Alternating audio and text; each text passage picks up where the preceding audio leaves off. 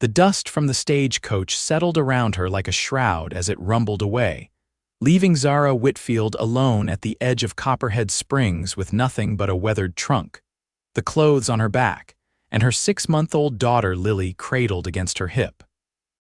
The year was 1878, and the promise of a new life that had drawn her west now seemed as empty as the barren street before her.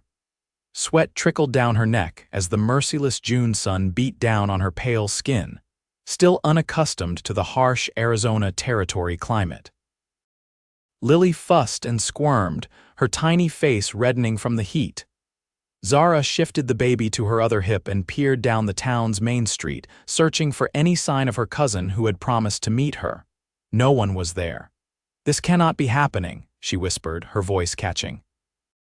23 years old, newly widowed, and alone in a frontier town with a baby and no prospects, this was not how she had imagined her life would unfold when she'd boarded that train in Boston 2 weeks ago.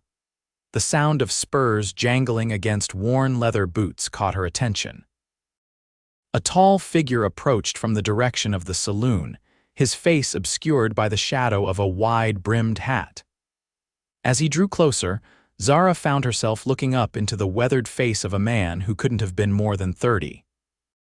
His jaw was strong beneath several days' worth of stubble, and his eyes, a startling blue against his sun-darkened skin, assessed her situation with a single sweep. "Madam," he said, tipping his hat, "you look like you've been left high and dry." "My cousin was supposed to meet me," Zara replied, trying to keep the desperation from her voice. "Elizabeth Carson, do you know her?" The man's expression changed, a flicker of what might have been sympathy crossing his features. "The Carson homestead burned down 3 weeks back." Lizzie and her husband packed up what they could salvage and headed to California. The news hit Zara like a physical blow. She swayed on her feet, clutching Lily tighter to her chest as the child began to cry in earnest. "They never sent word," she murmured, more to herself than to the stranger before her. The cowboy studied her for a long moment, then glanced at the trunk at her feet and the crying infant. His decision seemed to form in the silence between Lily's wails. "Both of you come with me," he said, the words more command than invitation as he bent to lift her trunk. "I've got a place a few miles outside of town. It's not much, but there's shelter and food. Name's Mason Vance." Zara hesitated, her mother's warnings about strange men echoing in her mind. But the alternative, standing in the street until dark, begging for charity at the church if she could find one, or spending what little money remained on a room she couldn't afford for more than a night, made the decision for her. "Zara Whitfield," she said, shifting Lily to extend her free hand. "And this is my daughter, Lily." His calloused palm engulfed hers, warm and surprisingly gentle. "Pleased to meet you both, Mrs. Whitfield. My wagon's just over yonder." The wooden wagon was sturdy if weathered, hitched to a pair of dappled grays that looked strong enough to pull twice the load. Mason secured her trunk in the back before helping Zara climb onto the bench seat, Lily still fussing in her arms. "She's probably thirsty," Mason observed, handing her a canteen. "The water's clean. Had it from the spring this morning." Zara dampened a cloth from her pocket and let Lily suck on it, relief washing over her as the baby quieted. "Thank you, Mr. Vance." "Just Mason," he corrected, clicking his tongue to set the horses in motion. "Been a long while since anyone called me Mr. Anything." As they left the small town behind, Zara found herself studying her unexpected savior. His shoulders were broad beneath his faded blue shirt, his forearms corded with muscle as he handled the reins with practiced ease. A gun belt hung low on his hips, the revolver in its holster looking as natural there as a watch in a gentleman's pocket. "What brings you out to these parts, Mrs. Whitfield?" he asked, breaking the silence that had settled between them. Copperhead Springs ain't exactly known for being welcoming to newcomers, especially ladies on their own. Zara hesitated, wondering how much to reveal to this stranger. Her husband's death, her in-law's rejection, the desperate letters to her cousin that had led her here, it all seemed too personal, too raw to share. "My husband died," she said finally. Influenza. There was nothing left for us in Boston. Mason nodded, not pressing for more. Sorry for your loss. The landscape rolled past them, scrubby desert giving way to rocky outcroppings and scattered junipers. After nearly an hour's journey, they crested a small rise, and Mason's ranch came into view. It wasn't the rough cabin she had expected, but a modest yet well-maintained house with a wide porch, flanked by a barn and several corrals. A small creek glinted in the distance, bordered by cottonwoods that offered blessed shade. "This is yours." Zara couldn't hide her surprise. A smile tugged at the corner of his mouth. All 40 acres. Worked 7 years for the Rocking H outfit to save enough to buy it. Been on my own here for about 3 years now. He pulled the wagon to a halt near the house and jumped down, coming around to help her descend. As his hands circled her waist, Zara felt a flutter of something she quickly suppressed. She was a widow with a child, dependent on this man's charity. Such feelings were inappropriate at best, dangerous at worst. "There's a spare room at the back of the house," Mason said, seemingly unaware of her momentary discomfort. "It's small, but it's clean. Used to be my brother's when he'd come through. He's up in Montana territory now." The interior of the house was neat and sparse with simple but solid furniture. A large stone fireplace dominated the main room and windows let in plenty of light. Mason carried her trunk to the back room, which contained a narrow bed, a chest of drawers, and a small table. "Bathroom's out back," he explained. "Got a pump in the kitchen for water." "I'll get a fire going, heat some for the both of you." "Mr. Vance Mason," Zara corrected herself. "I don't know how to thank you for your kindness, but I can't impose. If you could just let us stay the night and take us back to town tomorrow, and what would you do in town?" He interrupted, his bluntness catching her off guard. "No disrespect intended, madam, but Copperhead Springs ain't no place for a woman alone with a child. The mining boom's gone bust, and what's left is mostly men with hard lives and harder habits." He wasn't wrong. Even in her brief time there, she'd seen enough to know it wasn't the haven she had hoped for. "I can work," she said firmly. "I was a teacher in Boston. I can sew, keep books, and I need help," Mason cut in again. "This place is more than one man can handle proper. Been thinking about hiring someone, but good help's hard to find. You need a place to stay, I need an extra pair of hands. We could help each other out." Zara stared at him, trying to determine if there was more to his offer than what he was saying. His expression remained open, his blue eyes steady. "What sort of help would you expect?" she asked cautiously. "Cooking, for one," he said with a rueful smile. "I can manage, but it ain't pretty. Keeping the house, tending a garden if you've a mind to. I've got the beginnings of one started, but it needs a woman's touch. In return, you get room and board for you and your little one plus wages. Not much, but fair." It was more than fair, and they both knew it, suspiciously so. "Why would you do this for strangers?" she pressed. Mason's gaze shifted to the window, where the last light of day painted the landscape in gold. "I know what it's like to be alone in a hard country," he said finally. "Lost my folks when I was 16. If not for the people who gave me a chance, I wouldn't be standing here." The simplicity of his answer, the lack of pretense, decided her. "We'll stay," she said. "At least until I can make other arrangements." He nodded, satisfaction evident in the relaxing of his shoulders. "Good, I'll get that water heated now." Later that evening, after Mason had excused himself to check on the stock, Zara sat on the edge of the small bed, Lily sleeping peacefully in a makeshift crib fashioned from a drawer lined with blankets. The enormity of her situation washed over her, and for the first time since leaving Boston, she allowed herself to cry quietly, so as not to wake the baby or alert her host to her weakness. She had come west with dreams of family, of belonging. Instead, she found herself dependent on the goodwill of a stranger, a man she knew nothing about beyond his name and the calluses on his hands.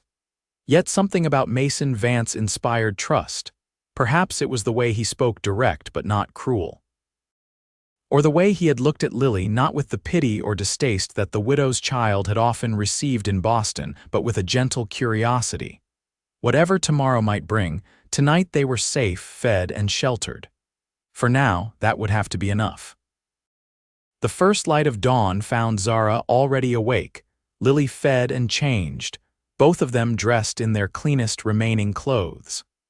She was determined to earn her keep from day one, to prove to Mason and to herself that she had not made a mistake in accepting his offer. The kitchen was empty when she entered, though a fire already burned in the stove. She found coffee beans and a grinder, flour, and dried fruit in the pantry. By the time she heard boots on the porch, she had breakfast nearly ready. Mason entered, bringing with him the scent of morning air and horses. He stopped short at the sight of her at his stove, his expression a mixture of surprise and something that might have been pleasure. "You didn't have to start so early," he said, removing his hat and hanging it on a peg by the door. "I'm an early riser," she replied, sliding a plate of hot cakes onto the table. "And I believe in earning my keep." A smile cracked through his serious demeanor. "Can't argue with that philosophy. Or with hot food that doesn't taste like saddle leather." Over breakfast, they established the parameters of their arrangement. Mason would continue to handle the ranch, work the cattle, the horses, the fence mending, and predator control. Zara would take charge of the domestic sphere, with the understanding that there might be times when their duties would overlap. "I don't expect you to be a servant," he emphasized. "This is a working ranch and everyone pitches in where needed." "I'm not afraid of hard work," Zara assured him, lifting her chin slightly. "My father was a doctor, but we weren't wealthy. I've never been a stranger to labor." "Good," he nodded. "Because pretty as you are, Mrs. Whitfield, soft hands don't last long in this country." The compliment, casually delivered, brought heat to her cheeks. Mason either didn't notice or pretended not to, continuing to outline the daily routines of the ranch as if he hadn't just called her pretty. The days quickly fell into a rhythm. Zara rose early to prepare breakfast before Mason headed out to work the cattle or tend to whatever ranch tasks required attention. She spent her mornings cleaning, mending, or working in the garden that, true to Mason's word, had been started but sorely neglected. In the afternoons, while Lily napped, she often sat on the porch with mending or shelling beans, watching the distant figure of Mason as he worked the land. Sometimes he would bring her small gifts, a wildflower he'd spotted while riding fence, a particularly smooth stone that caught the sunlight in interesting ways, or wild berries he'd discovered on the property's edge. Each offering was presented without fanfare, often wordlessly placed on the kitchen table or porch railing for her to find. A month passed, and then another.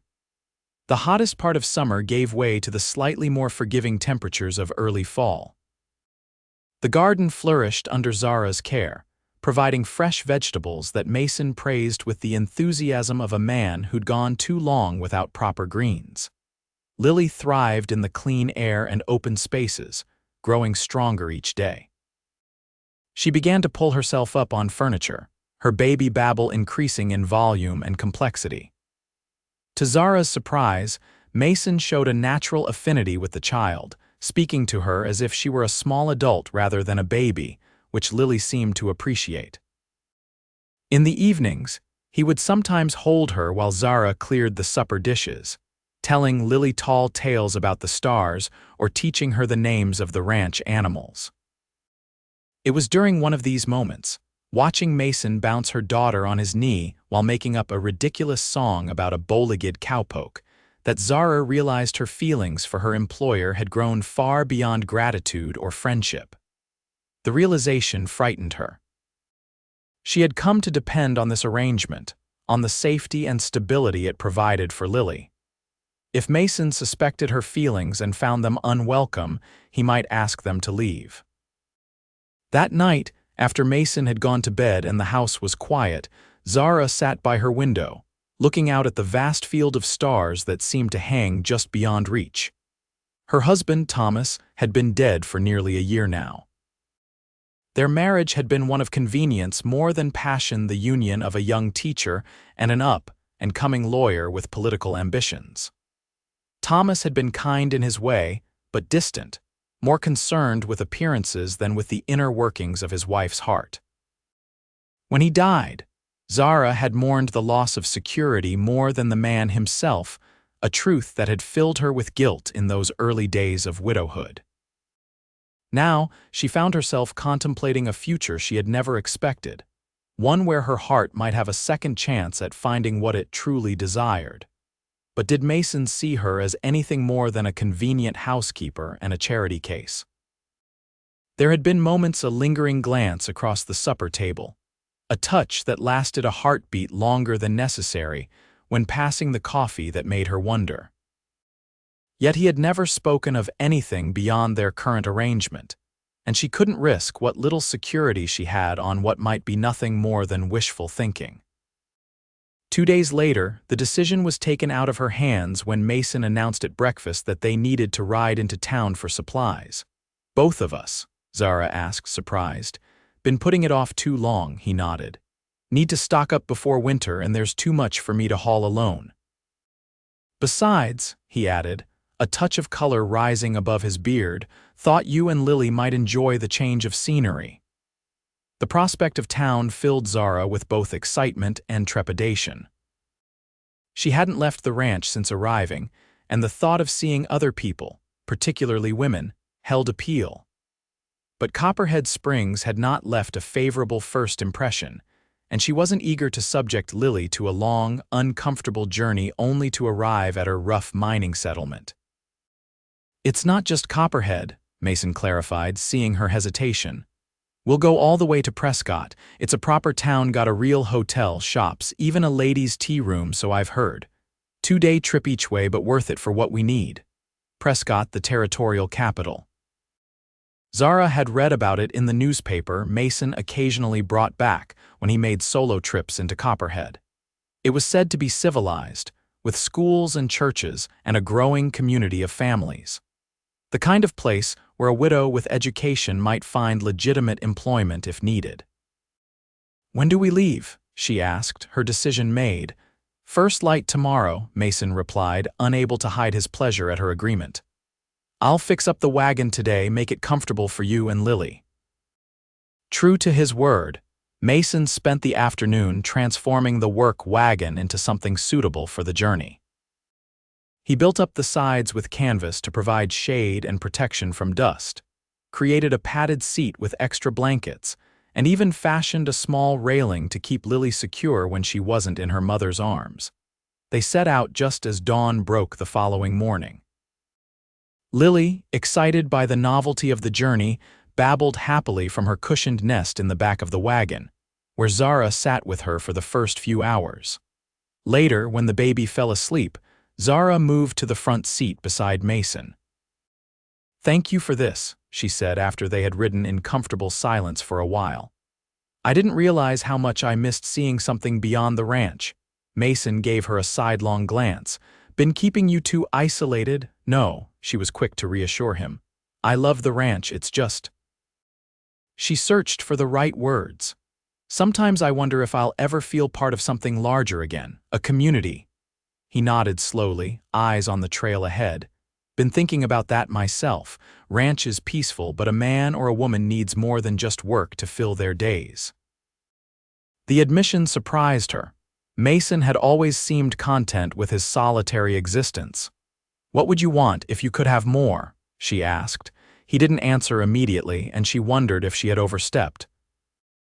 But when he spoke, his voice carried a weight that told her this was something he'd considered deeply. "Family," he said simply. "A full house. Children running around making noise, Sunday dinners with more than just my own company." The image he painted matched so closely with her own secret wishes that Zara had to look away, afraid her face might reveal too much. "That sounds lovely," she managed to say. "Lily's brought life to the place," he continued, either not noticing or choosing to ignore her discomfort. "Made me realize what's been missing." Before Zara could formulate a response that wouldn't betray the sudden racing of her heart, Lily woke with a cry, saving her from having to reveal the hope that had sprung up at his words. They made camp that evening by a small stream. Mason efficiently setting up a canvas lean-to for Zara and Lily while preparing a fire for their supper.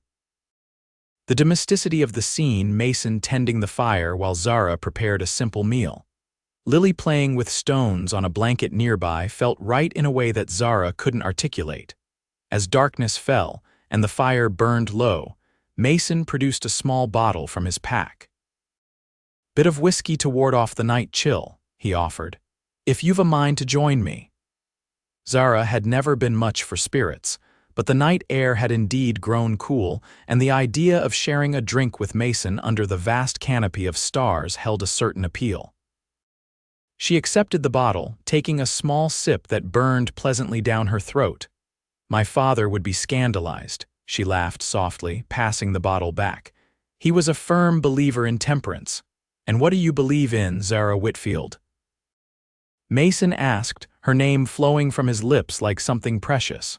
The question, simple as it was, seemed to encompass everything: her past, her present, what she hoped for her future. She looked up at the stars, gathering her thoughts. "I believe in second chances," she said finally. "In finding beauty where you least expect it, in building something good from what life gives you, even when it's not what you planned."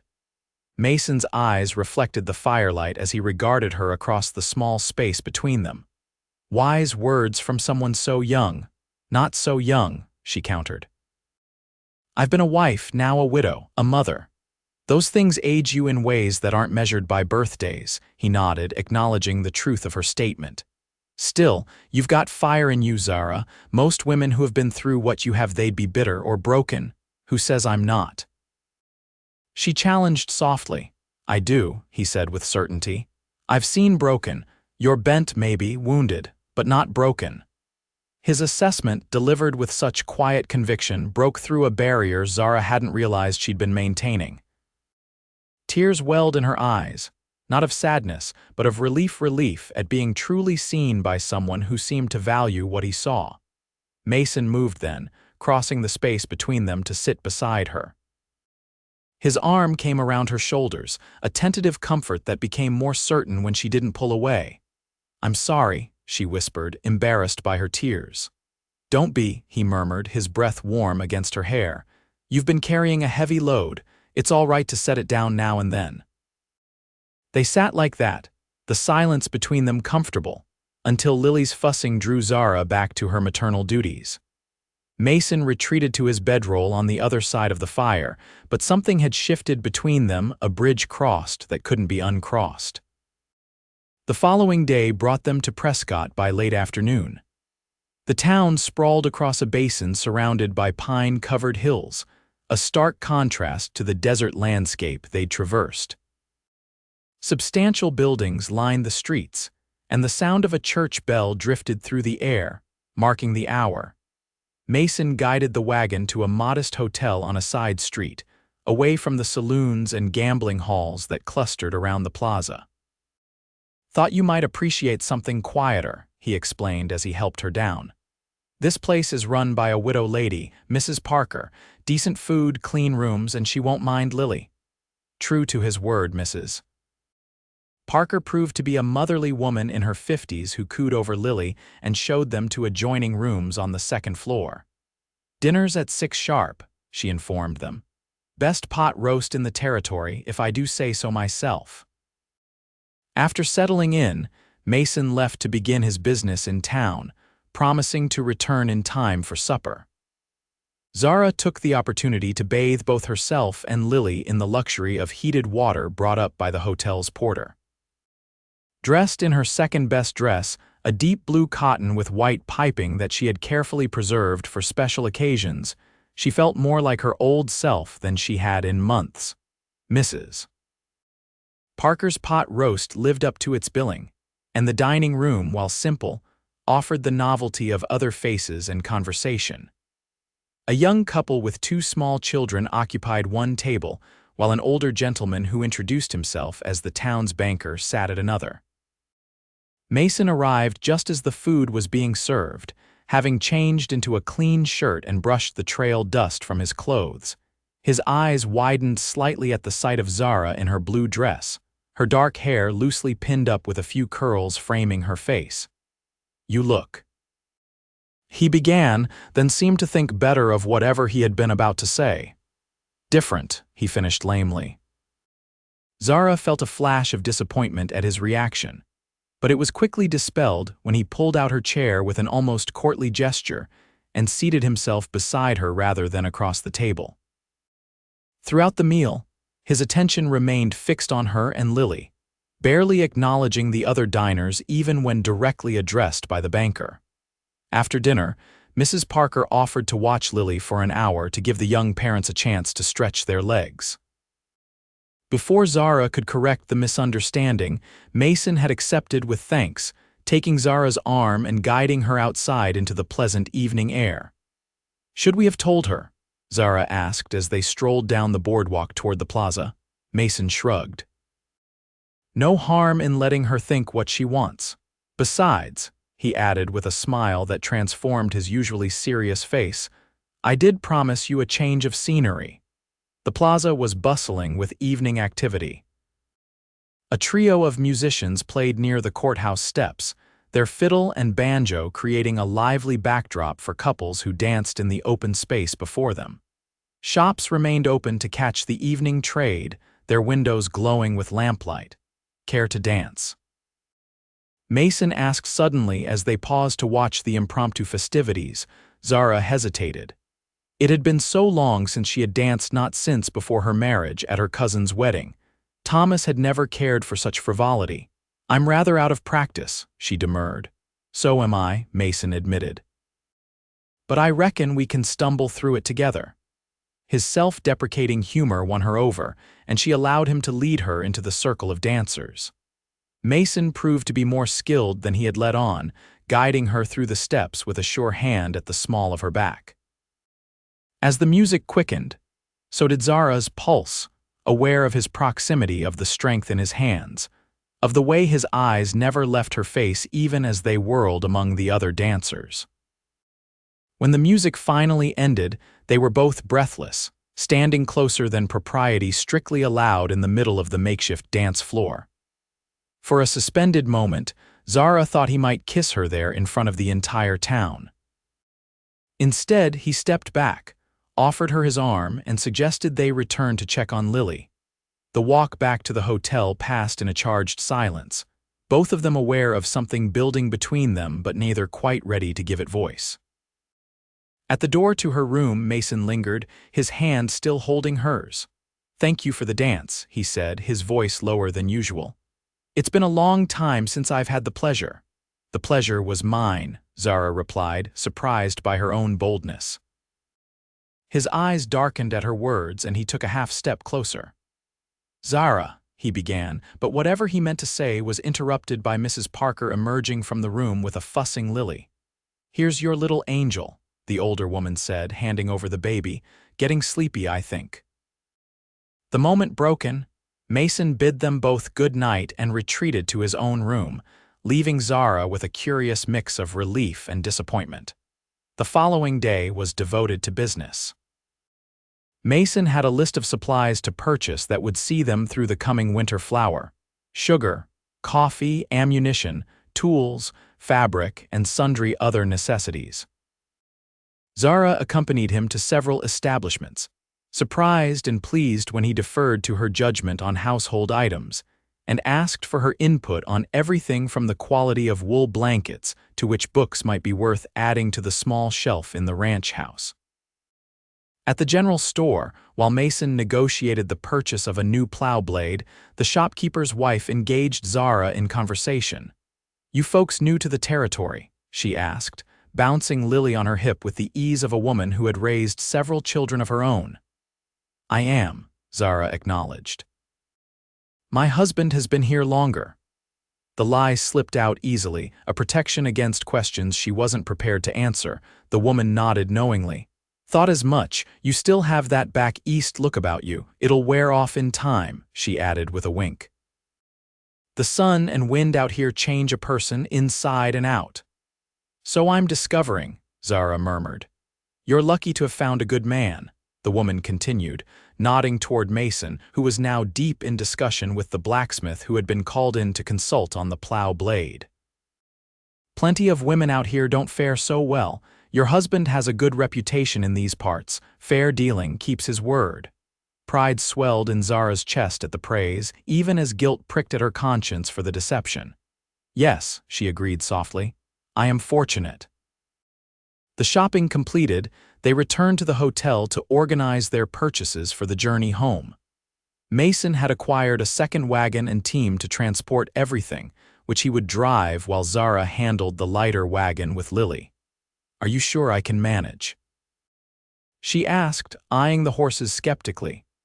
"These two are gentle as lambs," Mason assured her, "and we'll be traveling slow with plenty of stops. Besides," he added with a rare grin, "about time you learned to handle a team. Can't have you dependent on me for every trip to town." The statement, casual as it was, carried implications that set Zara's mind racing. It suggested permanence, a future where she would continue to be part of his life, their life beyond the immediate arrangement. They set out early the next morning, the two wagons forming a small caravan.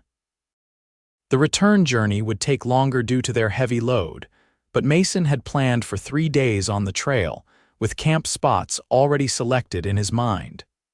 The first day passed uneventfully, Zara gaining confidence with the reins as the gentle team responded to her commands.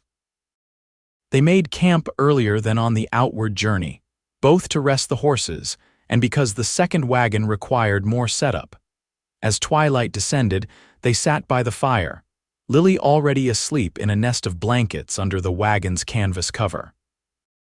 Mason had been uncharacteristically quiet all day. His usual taciturn nature deepened into something that seemed more like preoccupation. "Is everything all right?" Zara finally asked, unable to bear the silence any longer. Mason looked up from the fire he'd been staring into, his expression unreadable in the flickering light. "Been doing some thinking," he said slowly, "about what happens when we get back." Zara's heart constricted. Was he about to tell her their arrangement had run its course? That he had found someone else in town to help with the ranch? A more permanent solution than a widow and her child. "I see," she managed, her voice barely audible over the crackle of the fire. "Do you?" he asked, shifting to face her more directly. "Because I've been trying to figure out how to say this for weeks now, and I'm still not sure I've got the words right." Hope and fear warred within her as she waited for him to continue. "When you and Lily came into my life, I thought I was just doing a good turn," he began, his gaze steady on her face. "Offering help to someone who needed it like others once did for me, but it's become something else, something more." He paused, seeming to search for the right words. "The ranch was just a place before. Now it's starting to feel like a home, and I find myself thinking about the future in ways I hadn't allowed myself to for a long time." Zara's breath caught in her throat. "What kind of ways?" she asked softly. "Ways that include you," he said simply. "And Lily." "Not as my housekeeper or as charity cases, but as family." He moved then, leaving his seat to kneel before her, taking her hands in his. "I know it hasn't been long since you lost your husband, and maybe this is too soon or not what you want at all. But I need you to know that I've grown to care for you, Zara, deeply. And if you could see your way clear to considering a more permanent arrangement between us, it would make me the happiest man in the territory." Tears welled in Zara's eyes, not of sadness this time, but of a joy so intense it was almost painful. "Are you asking me to marry you, Mason Vance?" she whispered. A smile broke across his face, transforming it from handsome to breathtaking. "I reckon I am, doing a poor job of it too." "On the contrary," Zara said, squeezing his hands. "I think you're doing just fine." "Is that a yes?" he asked, hope evident in every line of his body. In answer, Zara leaned forward and pressed her lips to his, a gesture that conveyed more than words ever could. When they finally parted, both slightly dazed, Mason rested his forehead against hers. "I'll take that as a yes," he murmured. "Yes," she confirmed, her heart so full she thought it might burst. "Yes, I will marry you, Mason Vance." They were married 2 weeks after returning to the ranch, making the journey back to Prescott for the ceremony. Mrs. Parker hosted a small reception at her hotel, and the shopkeeper's wife, who had spoken so highly of Mason, presented them with a quilt she had pieced herself, a wedding gift she claimed to have been working on since the moment I saw the two of you together. Life on the ranch continued much as before, with one significant difference. They now shared the large bedroom at the front of the house, while Lily's crib was moved to the room adjoining theirs. The intimacy of marriage, which Zara had once endured as a duty, became a joy and a revelation in Mason's tender, passionate care. Winter arrived with a suddenness that took Zara's breath away, transforming the landscape overnight with a blanket of snow that made the ranch look like something from a fairy tale. The days grew shorter and they spent long evenings by the fire, Mason teaching Zara to play chess, reading aloud from the books they had purchased in Prescott, or simply talking about their pasts, their hopes, the future they were building together.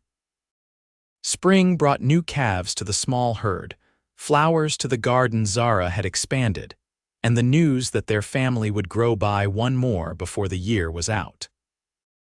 Mason's reaction to the pregnancy was everything Zara could have hoped for: joy, tenderness, and a protectiveness that manifested in his insistence on hiring a young man from town to help with the heavier ranch work so Zara could rest more. Lily thrived under the care of two loving parents, speaking her first clear words, Ma and Pa, in that order, and taking her first tottering steps across the kitchen floor into Mason's waiting arms.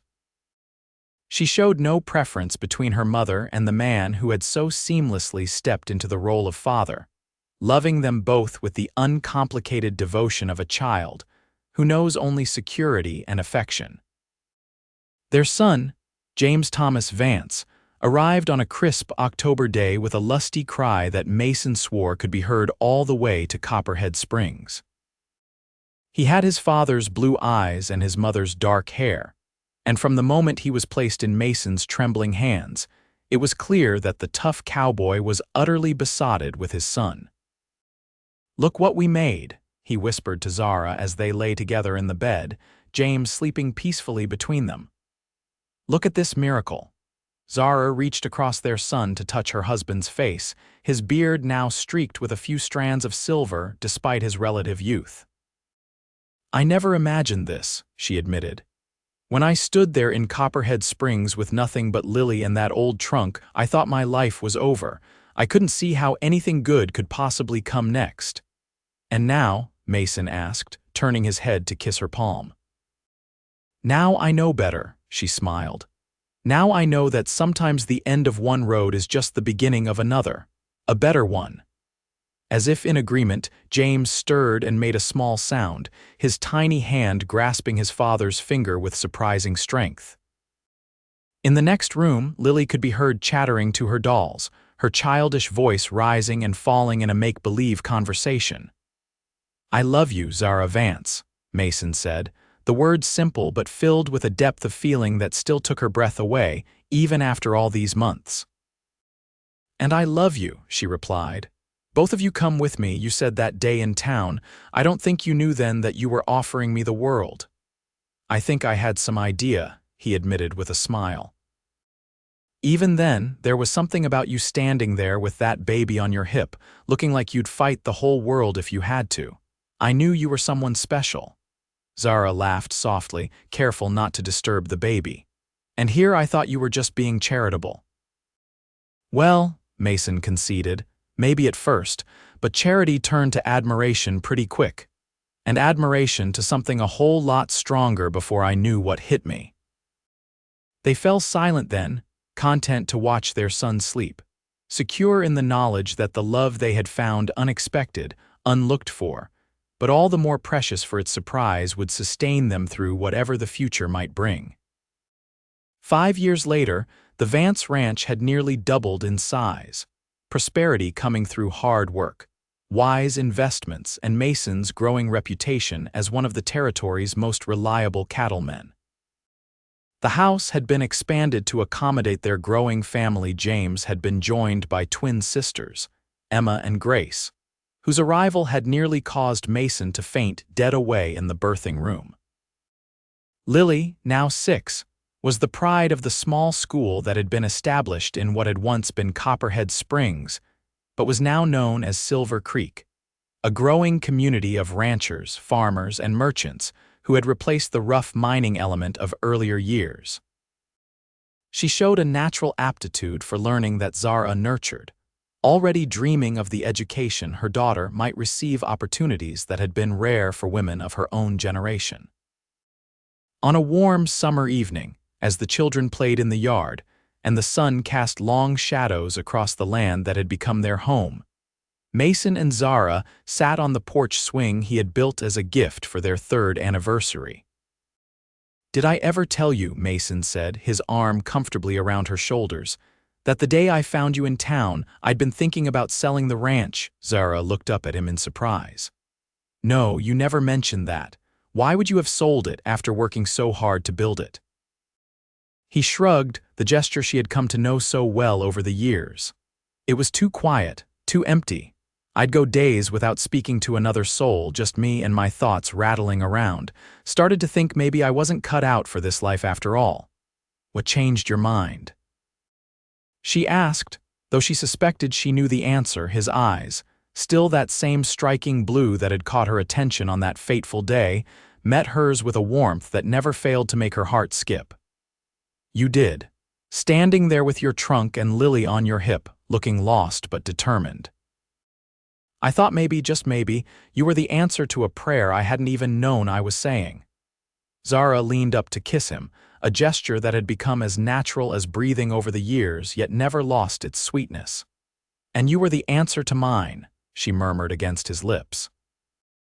From the yard came the sound of children's laughter, the future they had built together embodied in those joyful voices.